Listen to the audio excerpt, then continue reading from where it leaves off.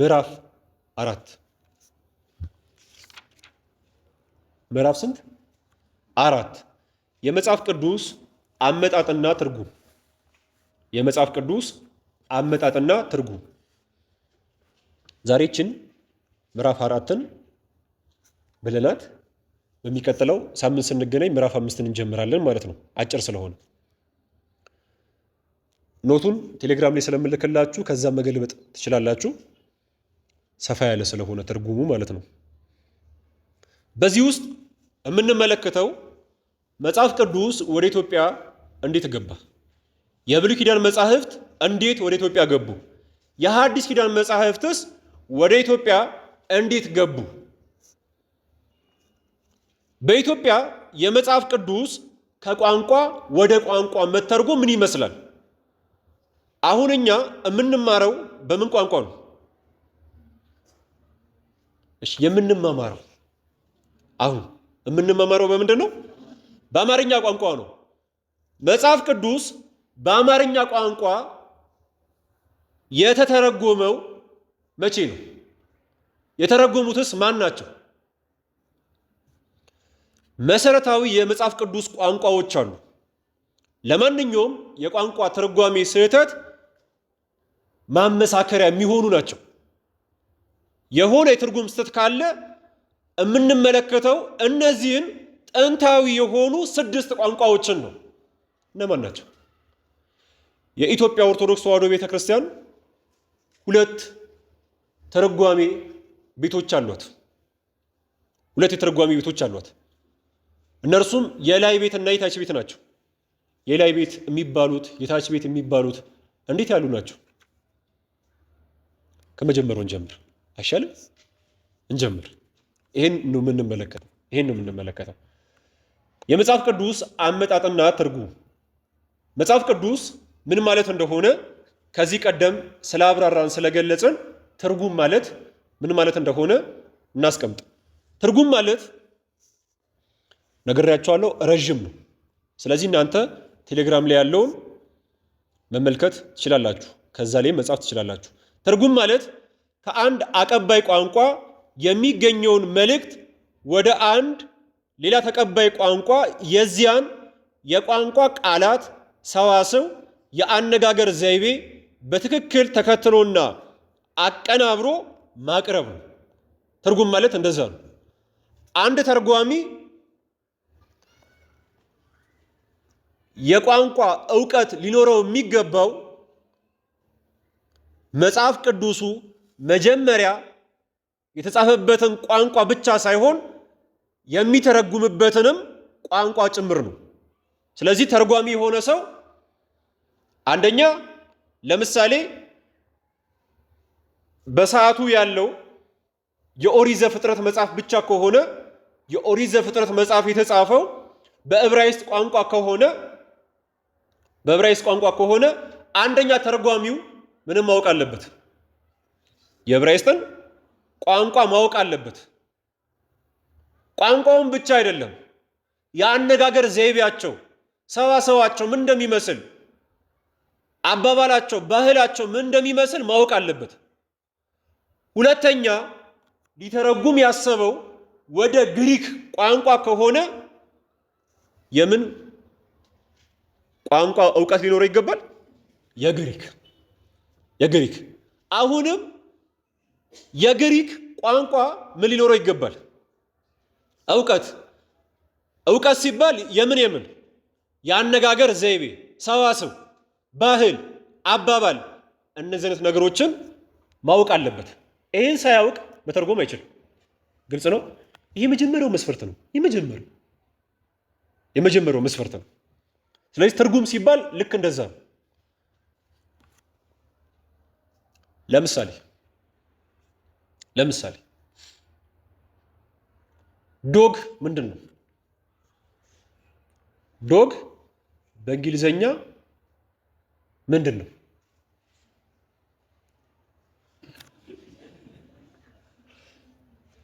ዶግ በእንግሊዘኛ ውሻ ነው? ረተው አናውቀውማ ትርጉሙን። ዶግም ማለት ነው። እስኪ እሱን ለእንተ ፈለጉ በእንግሊዝኛ ከሆነ ያልኳችሁ በአማርኛ አላልኩም። ልክ አሁን ለምሳሌ ያክል አሁን ሳይንስ ዲፋይን ይደረጋል ወይ ደግሞ ለምሳሌ ያክል ሂስቶሪ ያው ታሪክ ስለምወድ ነው። ሂስቶሪ ኢዝ ኤ ብራንች ኦፍ ሶሻል ሳይንስ ዛት ስተዲ አባውት ተብሎ ይተረጎማል። አይተረጎምም? ልክ እንደዛ ማለት ነው። ዶግ ምን ማለት ነው ያልኳችሁ እኮ። በቃ እሱ ይቅርብን፣ አናውቀውም አይሻልም? እሱ ይሻላል እኮ አናውቀውም ይሻላል። ግን ዶግ በአማርኛ ምንድን ነው? ምንድን ነው? ውሻ ነው። በእንግሊዘኛ ዶግ በአማርኛ ውሻ መሆኑን የተረጎመ ሰው አለ አይደል? የለም አለ። ይሄን የተረጎመው ሰውዬ የምን ቋንቋ ዕውቀት ነበረው? እንግሊዝኛ ብቻ? የምን ጭምር? የአማርኛ ጭምር ማለት ነው። የአማርኛ ጭምር። ስለዚህ ትርጉም የሚባለው ልክ እንደዚህ ነው። ልክ እንደዚህ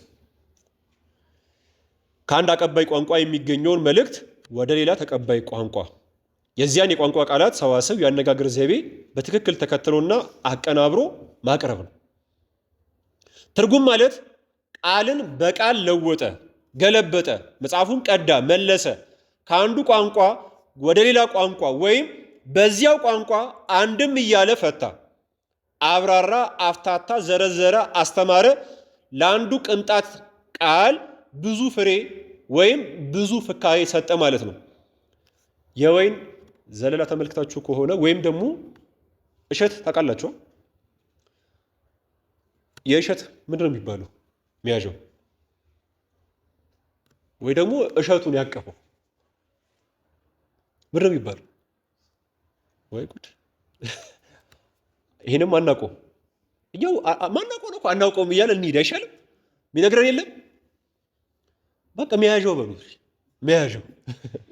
መያዣው በሉ፣ ችግር የለው። እና አሁን መያዣውን ስትመለከቱ አሁን መያዣውን ይዛችሁ ከላይ ምኑ አለ? እሸቱ አለ። ስለዚህ እንጨቱ ስንት ነው? አንድ ነው። ፍሬዎቹስ ብዙ ናቸው አይደል እንዴ? አንድ የወይን ዘለላ ብዙ ፍሬዎች አሉት አይደል እንዴ? የሉትም? ወይም እሺ አንድ የወይን ዛፍ ቅርንጫፉ ላይ ብዙ ፍሬዎች አሉት። አንድምታ ማለት ልክ እንደዚሁ ነው።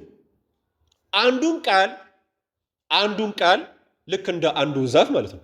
አንዱን ቃል ምን ማድረግ ነው? ብዙ ፍሬ መስጠት ነው። ብዙ ትርጓሜ፣ ብዙ ሀተታ መስጠት ነው። እንዲህ አለ። ለምን እንዲህ አለ ቢሉ እንዲህ ማለት ፈልጎ ነው። አንድም እንዲህ ሲል ነው፣ አንድም ደግሞ እንዲህ ሲል ነው። አንድም የተባለ ይተረጎማል ማለት ነው። ግልጽ ነው። ስለዚህ አሁን ትርጉም የሚባለው በዚህ መልክም የሚተረጎም ነው። ከቋንቋ ወደ ቋንቋ መተርጎም ብቻ ሳይሆን ልክ እዛው ቋንቋ ላይ ሆኖ ማለት ነው። ለምሳሌ ያክል ግዕዝ በግዕዝ አለ ትርጓሜ። ግዕዝ በግዕዝ ያለውን ቃል የሚተረጉሙት በምንድን ነው? በዛው በግዕዝ ነው። ትርጉም በዚህ መልክ ይተረጎማል። የመጽሐፍ ቅዱስ አመጣጥና ትርጉም በኢትዮጵያ የመጽሐፍ ቅዱስ አመጣጥና ትርጉም በኢትዮጵያ በሁለት መልክ እንመልከተው። መጽሐፍ ቅዱስ በሁለት አበይት ኪዳናት ይከፈላል።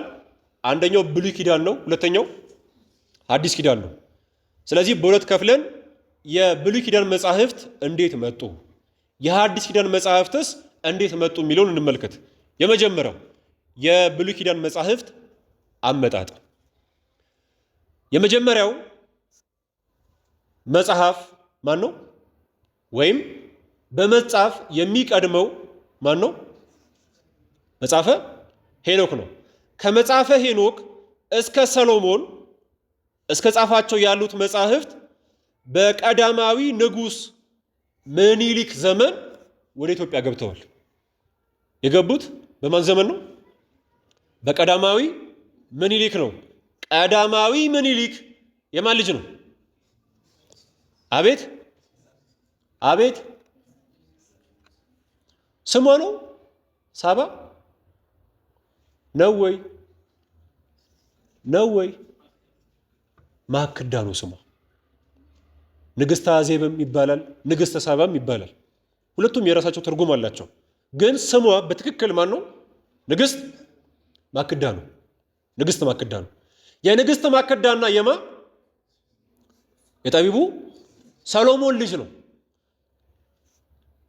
ስለዚህ በቀዳማዊ ምኒልክ ዘመን ወደ ኢትዮጵያ ገብተዋል። የገቡት መጻሕፍት ከምን እስከ ምን ድረስ ያሉ ናቸው ከተባለ ከመጽሐፈ ሄኖክ እስከ ሰሎሞን እስከ ጻፋቸው ያሉት መጻሕፍት። ታሪክ ረጅም ነው። ባጭር ንጉሥ ምኒልክ ቀዳማዊ ምኒልክን አወቃችሁት? በአድዋ ጊዜ ከጣሊያን ጋር ተዋግቶ ድል ያደረገው ማለት ነው አይደለ? አይዟችሁ እሱ አይደለም። እሱ እንዳይመስላችሁ ነው። እሱ ስንተኛው ምኒልክ ነው? ሁለተኛው ነው። ማን ነው የሚባለው? ዳግማዊ ምኒልክ ነው የሚባለው። በደንብ ያዙ፣ እንዳይመሳሰልባችሁ። ቀዳማዊ ምኒልክ እናቱ ንግሥት ማክዳ በኢትዮጵያ ከወለደችው በኋላ ለምልክት እንዲሆናት ጠቢቡ ሰሎሞን የሰጣት ነበረ ቀለበት። ያንን ቀለበት ለልጇ ሰጠችው። አባቱ ያለበትንም ቦታ ነገረችው። ካደገ በኋላ አባቱን ለማየት ወዴት ሄደ? ወደ እስራኤል ሄደ። ወደ እስራኤል በሄደበት ሰዓት ምኒልክ ይመስል የነበረው ሶሎሞንን ነው። ማንን ነው? ሶሎሞንን ነው። ሶሎሞን በዚህ በኩል ሲያልፍ ሰዎች ሲያዩት ይሰግዱለታል። በዚህ በኩል ቀዳማዊ ምኒልክ ሲያልፍ ለሱም ይሰግዳሉ። ቤት በኩል ከመቼው በዚህ በኩል አለፈ ይላሉ። ግራ ገብቷቸው ማለት ስለሚመሳሰሉ ማለት ነው። ስለሚመሳሰሉ እና ኋላ ላይ ግራ ቢገባቸው በአንድ ሀገር ላይ እኮ ሁለት ንጉሥ እንዴት ይሆናል?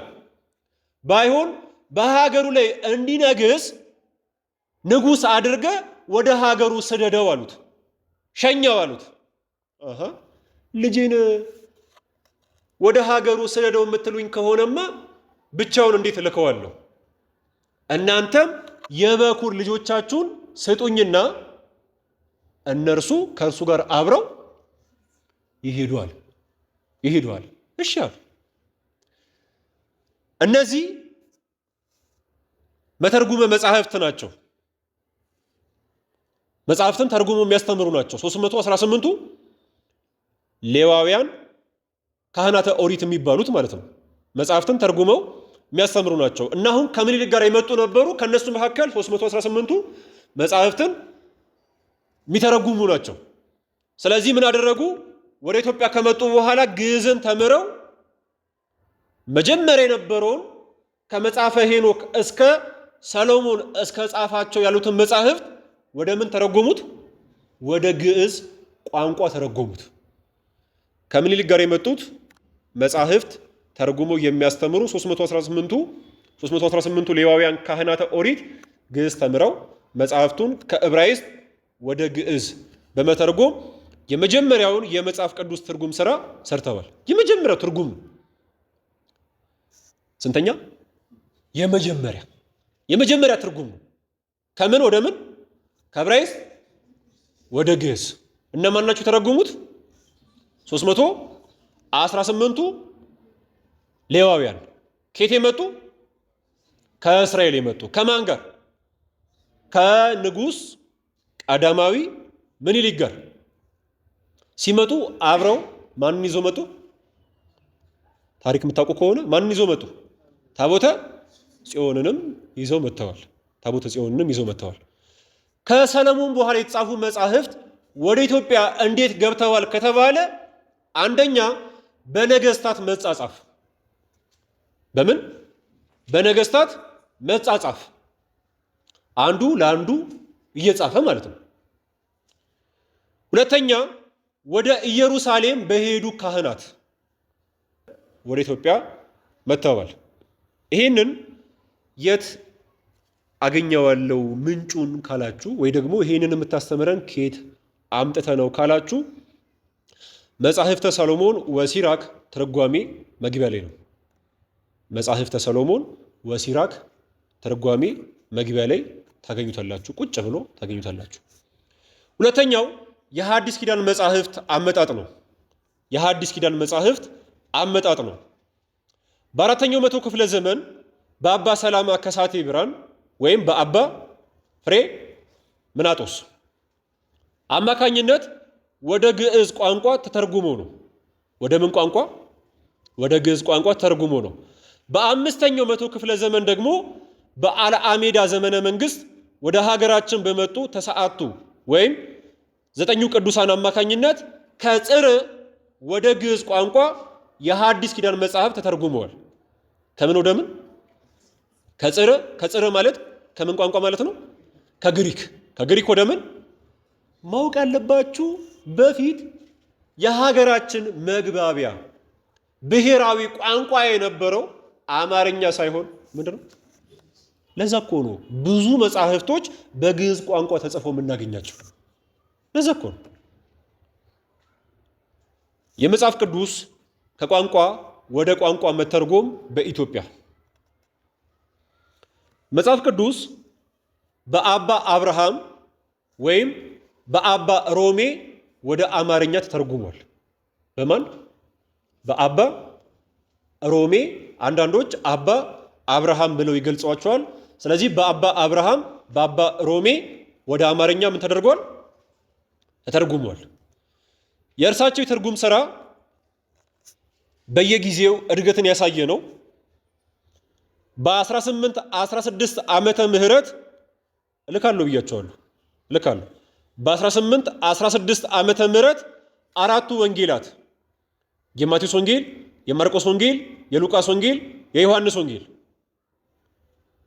ተተርጉመው ለሕዝብ ቀርበዋል ወይም ታትመዋል በአማርኛ ቋንቋ። በ1821 ዓመተ ምህረት ሐዲስ ኪዳን ታትሟል። በ1832 ዓመተ ምህረት ሙሉ መጽሐፍ ቅዱስ ለመጀመሪያ ጊዜ ተተርጉሟል። ስለዚህ ሙሉ መጽሐፍ ቅዱስ በአማርኛ ለመጀመሪያ ጊዜ ታተመው በ1832 ዓመተ ምህረት በማን ነው? በአባ አብርሃም በአባ ሮሜ ነው። በ1832 በማን? በአባ ሮሜ በአባ አብርሃም። አለቃ ተወልደ መድኅን ወደ ትግርኛ ተርጉመውታል። አናሲሞስ ነሲቡ ደግሞ ወደ ኦሮምኛ ተርጉመውታል። ከዚህም ባሻገር እንግዲህ በብዙ ቋንቋ መጽሐፍ ቅዱስ ተርጉሟል። ለምሳሌ በወላይትኛ፣ በሲዳምኛ፣ በጉራግኛ፣ በአኟክኛ መጥቀስ ይቻላል። ግልጽ ነው። በብዙ ቋንቋ ተርጉሟል። ከዚህ ቀደም ተነጋግረናል። መጽሐፍ ቅዱስ ቅዱስ ከተባለባቸው ምክንያቶች መካከል አንዱ ይሄ ነው ብለናል አይደለ? እንደ መጽሐፍ ቅዱስ በብዙ ቋንቋ የተረጎመ መጽሐፍ ባለመኖሩ ነው ቅዱስ የሚያሰኘው ብለናል። በብዙ ቋንቋ ተርጉሟል። ስለዚህ በየምትናገሩበት ቋንቋ መጽሐፍ ቅዱስን ታገኛላችሁ ማለት ነው። መሰረታዊ የመጽሐፍ ቅዱስ ቋንቋዎች የመጀመሪያዎቹ የመጽሐፍ ቅዱስ የትርጉም ቋንቋዎች የሚባሉት የሚከተሉት ናቸው። ለማንኛውም የቋንቋ ተረጓሚ ስህተት በእነዚህ የተረጎሙ መጻሕፍት ማመሳከሪያ ናቸው። ድንገት የሆነ ጥቅስ ላይ ብንጣላ ባንስማማ ማመሳከሪያ አድርገን የምናቀርባቸው እነዚህን ስድስቱን ነው። ቅድሚያ የሚሰጣቸው እነዚህ ናቸው። እነማን ናቸው? አንደኛ በኢትዮጵያ ግዕዝ። በኢትዮጵያ ምን? ግዕዝ። በማን ዘመን ነው? በቀዳማዊ ንጉሥ ምኒልክ ዘመን የተረጎመው በዛም አይደለም? በቀዳማዊ በንጉሥ ምኒልክ ዘመን። ሁለተኛ የሰባ ሊቃናት ግሪክ ትርጉም። የሰባ ሊቃናት የሰባ ሁለቱ ሊቃናት ትርጓሜያቸው ማለት ነው። ሴፕቱዌጀንት ተብሎ የሚጠራው ማለት ነው። የሰባ ሊቃናት ግሪክ ትርጉም። ይሄ ደግሞ የትርጉም ስራ የተደረገው ወይም ከዕብራይስጥ የብሉይ ኪዳን መጻሕፍት ወደ ግሪክ ቋንቋ የተረጎሙት በንጉሥ በጥሊሞስ ዘመን ነው። ንጉሥ በጥሊሞስ በእርሱ ዘመን ነው የተረጎሙት። ሶስተኛ በሶሪያ ሱርስት። አራተኛ ሮማይስጥ። ሮማይስጥ የጥንቱ ላቲን ወይም ቡልጌት ተብሎ የሚጠራው እስኪ በሉ ቡልጌት። ኧረ በሉ ቡልጌት። እሺ በቡ በሱ ማለት ነው ቡልጌት። አምስተኛ በግብፅ በግብፅ ደግሞ ቅብጥ ወይም ኮፕት የግብፅ ኮፕቲክ ቤተክርስቲያን ይባላል አይደል? ቅብጥ ቅብጥ ቋንቋ ትችላላችሁ? አትችሉ? እውነት ቅብጥ አትችሉ? እሺ አንድ ሁለት ቃላቶችን ልንገራችሁ የቅብጥ። አልሳቁ? አሁን እንደዛ ነው። ስቀልድ ነው። እሺ ረቢና ማአኩም ምን ማለት ነው? እንዴት አመሻችሁ? እንደምን አመሻችሁ? እሺ ረቢና ማአኩም ምን ማለት ነው? አቤት እግዚአብሔር ይመስገን ማለት ነው? አይ ጥሩ ላይ ያላችሁት እንደዛ አይደለም። ረቢና ማአኩም ማለት እግዚአብሔር ከእናንተ ጋር ይሁን ማለት ነው። ስድስተኛ አርመንኛ። እነዚህ ስድስት ቋንቋዎች መሰረታዊ የመጽሐፍ ቅዱስ ቋንቋዎች ናቸው። የተረጓሚ ትምህርት ቤቶች በኢትዮጵያ የኢትዮጵያ ኦርቶዶክስ ተዋሕዶ ቤተክርስቲያን ሁለት አይነት የተረጓሚ ትምህርት ቤቶች አሏት። እነርሱም አንደኛ የላይ ቤት፣ ሁለተኛ የታች ቤት ናቸው።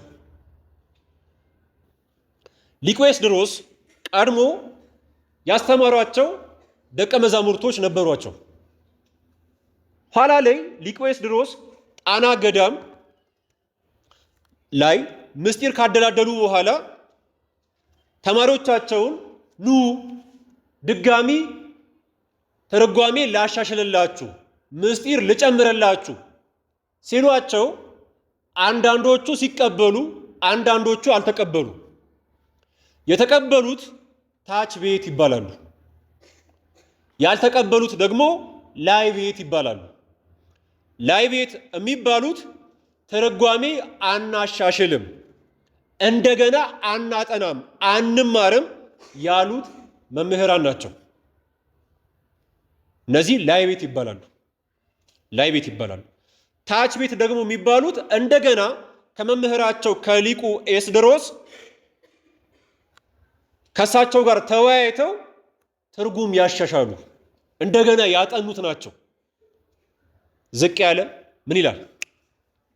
ከላይኛው ቤት ይልቅ ታችኛው ቤት ጉባኤው ሰፍቶ ይገኛል።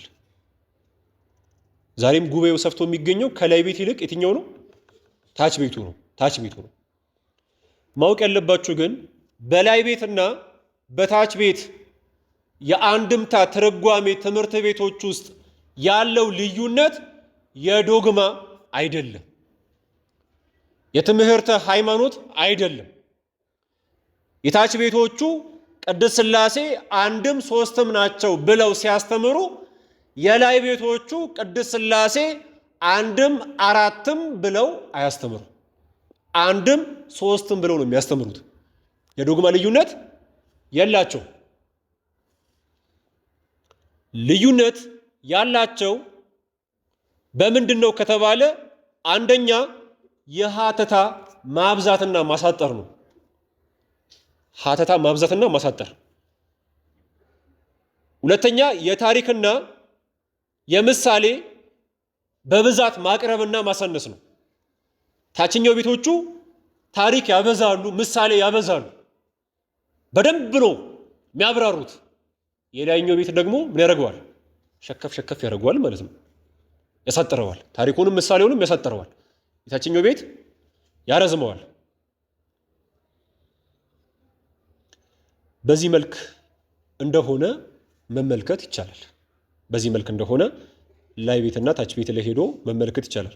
ስለዚህ በላይና በታች ቤት የአንድምታ ተረጓሚ መካከል ያለው ልዩነት የዶግማ ወይም የትምህርተ ሃይማኖት መለያየት ወይም መፋለስ ሳይሆን የሀተታ ማብዛትና ማሳጠር፣ ታሪክና ምሳሌን በብዛት በማቅረብና በማሳነስ ወይም አሳጥሮ በማቅረብ እንዲሁም በቋንቋ አጠቃቀም እንደሆነ ይታያል። የመጽሐፍ ቅዱስ ትርጓሜ የመጨረሻ ለምዕራፍ 4 ርዕስ የመጽሐፍ ቅዱስ ትርጓሜ። 3 አይነት ትርጓሜ አለ። አንደኛው ትርጓሜ ነጠላ ትርጓሜ ነው። ሁለተኛው ምሳሌያዊ ትርጓሜ ነው። ሶስተኛው ደግሞ ምስጢራዊ ትርጓሜ ነው። እነሱን እንመልከታቸው። ወይም ደግሞ 3 አይነት ትርጉም አለ። አንደኛው ነጠላ ትርጉም፣ ሁለተኛ ምሳሌያዊ ትርጉም፣ ሶስተኛ ምስጢራዊ ትርጉም። እነዚህን እናብራራ። አንደኛ ነጠላ ትርጓሜ። ነጠላ ትርጓሜ ምን ማለት ነው ከተባለ ነጠላ ትርጓሜ የምንለው ዘይቤውን ወይም ንባቡን በቀጥታ ወስዶ ያለምንም ሀተታ መተርጎም ነው። ንባቡን ወስዶ ያለምንም ሀተታ መተርጎም ምን ይባላል? ምን ይባላል? ነጠላ ትርጓሜ ይባላል። ንባቡን ብቻ ወስደን ለምሳሌ የማቴዎስ ወንጌል ምዕራፍ 26 ቁጥር 41 የማቴዎስ ወንጌል ምዕራፍ 26 ቁጥር 41 ወደ ፈተና እንዳትገቡ ተግታችሁ። ይሄ ነጠላ ትርጉም የሚባል ነው። ምን ማለት ነው? ወደ ፈተና እንዳትገቡ ጸልዩ ማለት ነው አይደል እንዴ?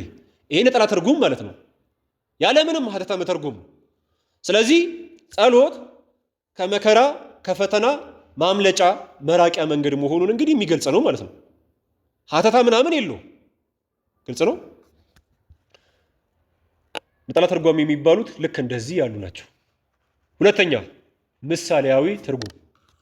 ምሳሌያዊ ትርጉም ምሳሌያዊ ትርጉም የምንለው አንድን ነገር የበለጠ ግልጽ ለማድረግ የሚረዳ የትርጉም አይነት ነው። አንድን ነገር የበለጠ ግልጽ ለማድረግ የሚረዳ ነው። አንድን ነገር የበለጠ ግልጽ ለማድረግ የሚጠቅም ነው። ግልጽ ለማድረግ የበለጠ ነገሩን በሚረዳና ግልጽ በሆነ መንገድ ለማስረዳት በተለያዩ ነገሮች በመመሰል የምንረዳበት የትርጉም አይነት ምሳሌያዊ ትርጉም ይባላል።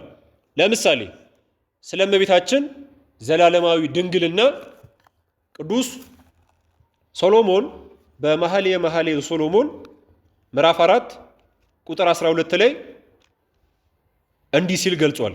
እህቴ ሙሽሪት የተቆለፈች ገነት፣ የተዘጋች ገነት፣ የታተመችም ጉድጓድ ናት ይላል። እንዴት ነው የሚብራራው? እሱን ነገረ ማርያም ያስተምሯችሁ። የጌታችን በበግ መመሰል። ጌታችን አምላካችን ኢየሱስ ክርስቶስ በምን ተመስሏል? የዓለምን ኃጢአት የሚያስወግደው የእግዚአብሔር በግ ይላል። መጥምቀ መለኮት ቅዱስ ዮሐንስ ማንን ሲገልጽ? ክርስቶስን ሲገልጽ። የዮሐንስ ወንጌል ምዕራፍ 1 ቁጥር 36 የዮሐንስ ወንጌል ምዕራፍ 1 ቁጥር 36 ትንቢተ ኢሳይያስ ምዕራፍ 53 ቁጥር 7 ትንቢተ ኢሳይያስ ምዕራፍ 53 ቁጥር 7 ምዕራፍ 53 ማን ያነበው የነበረው ጥቅል ነው? ኢትዮጵያዊ ጃንደረባው። እርሱ ግን በመከራው ጊዜ አፉን አልከፈተም፣ እንደ በግ ወደ መታረድ ተነዳ ይላል። በግ ለመታረድ እንዲነዳ ክርስቶስም ለመሞት ምን አደረገላቸው? ተነዳላቸው። ተይዞላቸው ሄደ። የበግ ጠቦትም በሸላቾቹ ፊት ዝም እንደሚል እንዲሁ አፉን አልከፈተም ይላል። አፉን አልከፈተም፣ ዝም ነው ያለው። አንተ አታፍርም? እንዴት እኔን የመሰለው ውድ ገንዘብ እማወጣ በግ እንዴት በዶሎደመ በዛገ ቢላ ታርደኛለህ ይላል እንዴ? በግ ይላል እንዴ? አይልም። በዛግም ምረደው፣ ሞቱን ፈጠን አድርገህም ምረደው፣ ወቅተህም ምረደው፣ ምንም አድርገው ምን አይልም፣ አይናገርም፣ ዝም ነው የሚለው። ክርስቶስን መከራ ሲቀበል የተናገረው ቃል አለ?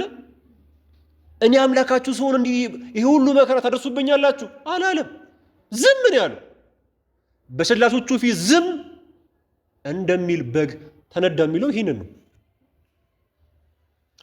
ለምሳሌ ተጨማሪ የኃጥአን በፍየል የጻድቃን በበግ መመሰል ምሳሌያዊ ትርጉም የምንለው እሺ ጥቅስ ልስጣችሁ። የማቴዎስ ወንጌል ምዕራፍ 25 ከቁጥር 33 እስከ 46 ምሳሌያዊ ትርጉም የምንለው ከምሳሌው አንጻር ምስጢሩን ሙሉ ሐሳቡን እንድንረዳው የሚያስችለን ነው።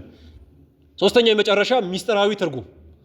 ምስጢራዊ ትርጉም የምንለው ወይም የሚስጥር ተርጓሚ የሚባለው ጥሬ ዘሩን ወይም ንባቡን ብቻ ሳይከተል አገባቡን ሳይጠብቅ በዋናነት ምስጢሩን ጠብቆ የሚተረጎም ነው። በአጭር ለምስጢሩ ትኩረት በመስጠት የሚተረጎም ነው።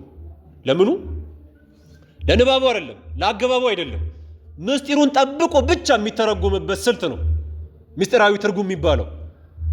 በመጽሐፍ ቅዱስ ውስጥ ምስጢርን ወይም የተሰወረ ትርጉም ማግኘት ወይም መረዳት ካልተቻለ መልእክቱን መጨበጥ አይቻልም። ለምሳሌ የማቴዎስ ወንጌል ምዕራፍ 27 ቁጥር 46 ላይ የማቴዎስ ወንጌል ምዕራፍ 27 ቁጥር 46 ላይ አምላኬ አምላኬ ለምን ተውከኝ ይላል።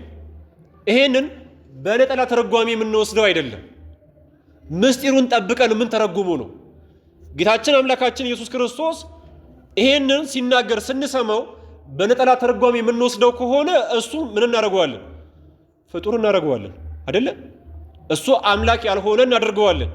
ነገር ግን ይሄ የሚተረጎመው በምስጢራዊ ትርጉም ነው።